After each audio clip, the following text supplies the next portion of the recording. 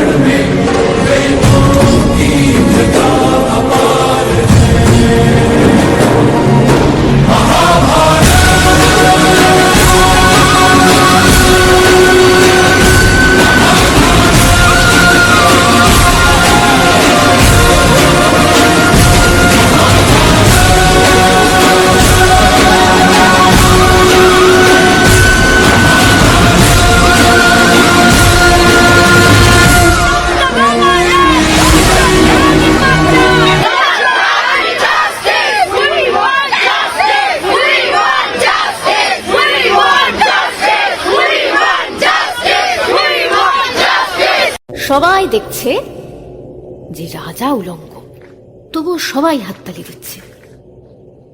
সবাই চেঁচিয়ে বলছে সাবাস সাবাস। কারো মনে সংস্কার, কারো ভয়, কেউ বা নিজের বুদ্ধি অন্য মানুষের কাছে বন্ধক দিয়েছে। গল্পটা সবাই জানে, কিন্তু সেই গল্পের ভিতরে শুধুই প্রশস্তি বাক্য উচ্চারক, কিছু আপাদমস্তক ভীত, ফন্দিবাজ অথবা নির্বোধস্থাপক ছিল না। একটি শিশু ছিল, সত্যবাদী, সরল, সাহসী একটি শিশু। নেমেছে গল্পের রাজা বাস্তবের প্রকাশ্য রাস্তায়।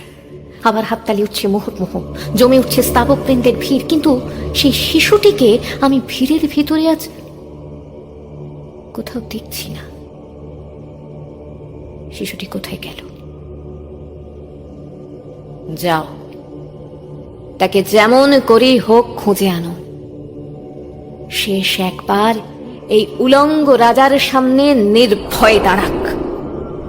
শেষ একবার এই হাততালির ঊর্ধ্বে গলা তুলে জিজ্ঞাসা করুক, রাজা তোর কাপড় কোথায়?